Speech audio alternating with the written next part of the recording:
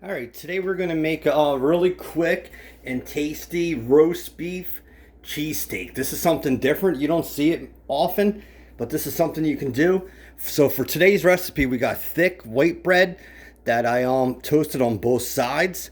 Here's some raw roast beef that I cut up in little pieces, and we have provolone cheese. There's always a controversy with the Philly cheesesteak if you use provolone or cheese whiz. My honest opinion is you could use either one, and they're the classic. So we have this, and let's go to the pan. All right, so put your pan on medium.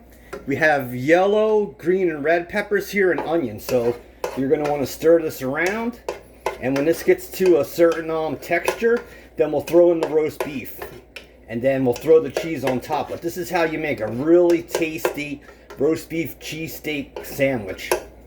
See you in a few seconds. All right, YouTube. So this has been cooking for a couple minutes. You can see the sizzle and hear it. So we're going to want to turn this down to low now, and then we're going to move all these vegetables to one side, and we're going to throw the cheesesteak in there. Yeah, YouTube, I said cheesesteak. I meant roast beef. So throw your roast beef in there, and if you have to, regulate this between low and medium.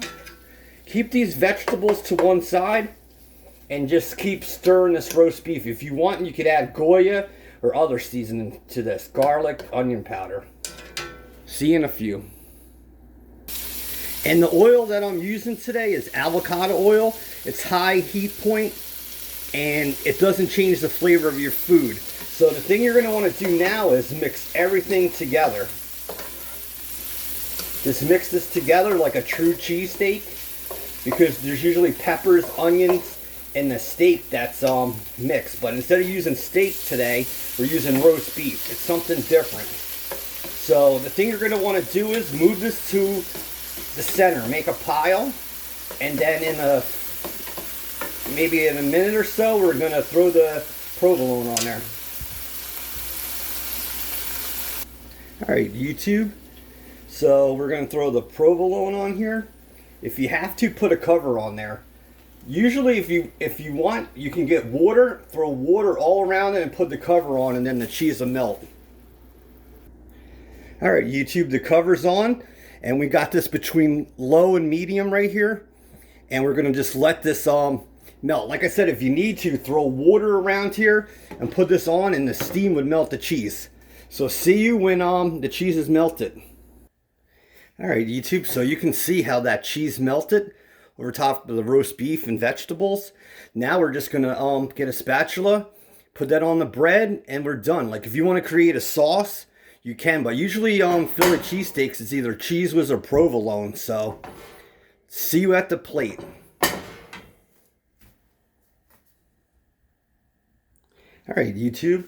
So take your spatula and cheesesteak and put that on there. Like I said, if you wanted a sauce, you could put that on there. But a lot of times it's best to leave things as is. This is really cheesy.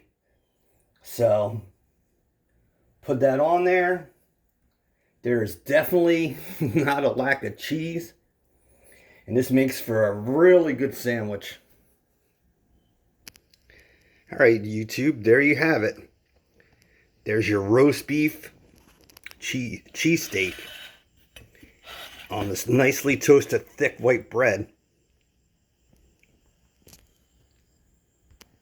So thanks for coming to this channel.